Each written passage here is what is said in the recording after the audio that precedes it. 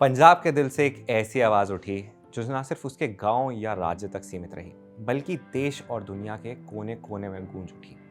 ये कहानी है शुभदीप सिंह सिद्धू की, जिसे दुनिया सिद्धू मूसेवाला के नाम से जानती है। एक ऐसा नाम जो पंजाबी में गाते हुए भी दुनिया भर में अमर हो गया। आज मैं शांतनु आपको बताऊंगा इस शख्सियत के बारे में जिसने सिर्फ 28 साल की उम्र में यंगस्टर्स पर गहरा असर छोड़ा, और इस किस्म के फिनोमिनल लोगों को समर्पित है द फिनोमिना।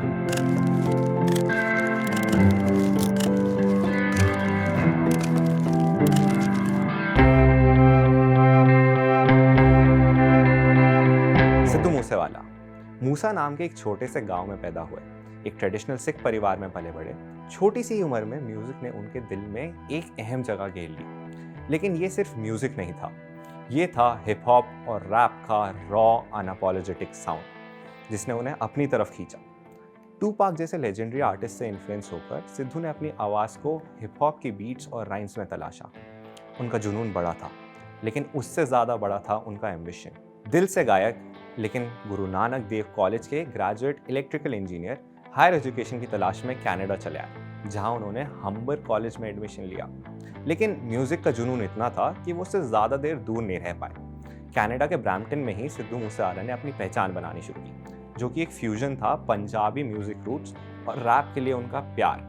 2017 में सिद्धू ने अपना पहला गाना जी वैगन रिलीज किया, लेकिन उनके दूसरे गाने सो हाई ने उनके करियर को ऐसा लॉन्च दिया कि फिर उन्हें दोबारा पीछे मुड़ के देखने की जरूरत नहीं पड़ी। हार्ड हिटिंग बीट्स और बेबाक लिरिक्स के साथ सो हाई सिर्फ एक गाना नहीं था, ये एक स्टेटमेंट था। दुनिया ने नोटिस किया। सिद्धू मूसेवाला का म्यूजिक सिर्फ इंडिया में ही नहीं बल्कि ग्लोबल चार्ट्स पे भी डोमिनेट करने लगा। उनकी लिरिक्स इस जनरेशन से बातें करती थी। उनके स्ट्रगल्स, एस्पिरेशंस और अनफिल्टर्ड रियलिटी को रिफ्लेक्ट करते थे। सिद्धू सिर्फ एक म्यूजिशियन नहीं थे, उन्होंने एक्टिंग में भी अपना हाथ आजमाया। अपनी debut film yes I am a student के साथ, जो इंटरनेशनल स्टूडेंट्स के स्ट्रगल्स को हाईलाइट करती थी।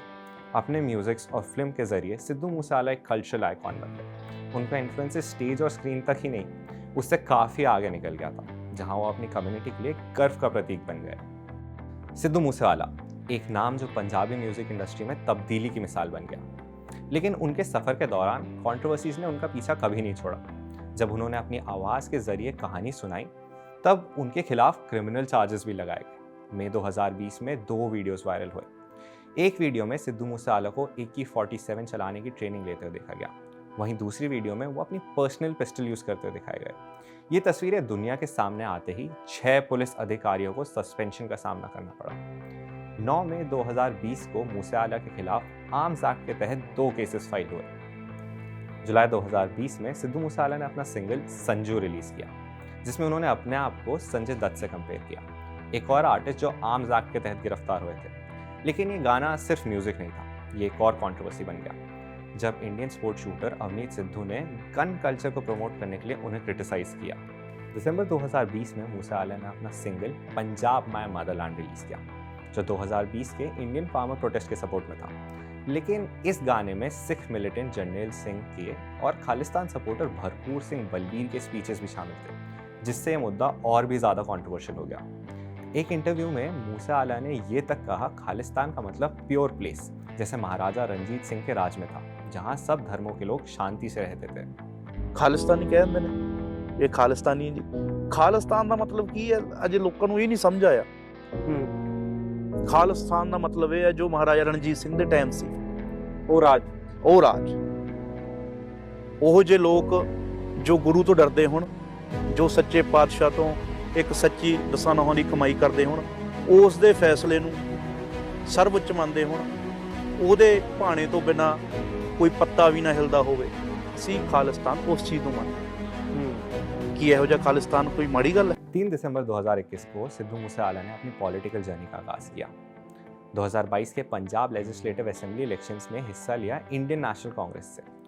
मानसा कॉन्स्टिट्यूएंसी से सिर्फ 20.52% वोट्स हासिल करने के बाद मूसेवाला को आम आदमी पार्टी के विजय सिंघला के हाथों हार का सामना करना पड़ा। इलेक्शंस के दौरान मूसेवाला ने कैंपेन डेडलाइन के बाद भी डोर टू डोर कैंपेन चलाया, जिसके लिए उन्हें सेक्शन 188 के तहत एक केस फाइल कर दिया गया। 11 अप्रैल 2022 को मूसा आला ने अपना गाना स्केपगोट रिलीज किया, जिसमें उन्होंने 2022 के इलेक्शंस पर अपनी हार पर अफसोस जताया। लेकिन 29 मई 2022 को मूसा थम गया। सिद्धू मूसा आला को एक घातक हमले में गोली मार दी गई। उनकी मौत ने दुनिया भर में शोक की लहर दौड़ा दी। उनके फैंस और म्यूजिक इंडस्ट्री को एक गहरे सन्नाटे के साथ छोड़ दिया। शाम 5:10 के करीब अपनी थार में रिश्तेदार के घर निकले, लेकिन 5:30 बजे ही उन्हें बीच रास्ते में 2 गाड़ियों ने घेरा और बेपरवाह 30 राउंड गोलियां फायर कर दी। इस हमले के लिए पहले लॉरेंस बिश्नोई गैंग ने जिम्मेदारी ली, लेकिन फिर बाद में बिश्नोई ने इनकार कर दिया। फिर भी पंजाब पुलिस के मुताबिक लॉरेंस बिश्नोई को मर्डर का मास्टरमाइंड माना जाता है। सिद्धू मूसा आला सिर्फ एक आर्टिस्ट नहीं थे, वो मूवमेंट थे। उनकी लिरिक्स, उनकी आवाज़, उनकी मौजूदगी, ये सब अभी भी गूंज रही है, याद दिलाती है कि लेजेंड्स नेवर डाई। अंत में सिद्धू मूसा आला का सफ़र सिर्फ म्यूज़िक तक सीमित नहीं था, ये था आइडेंटिटी, करेज और अपनी आवाज़ उठाने का सफ़र। उनकी लेगेसी उन लोगों के दिल में हमेशा गूंजेगी जो अपनी सच्चाई बोलने से कभी कतराते नहीं है, बिल्कुल उन्हीं की तरह।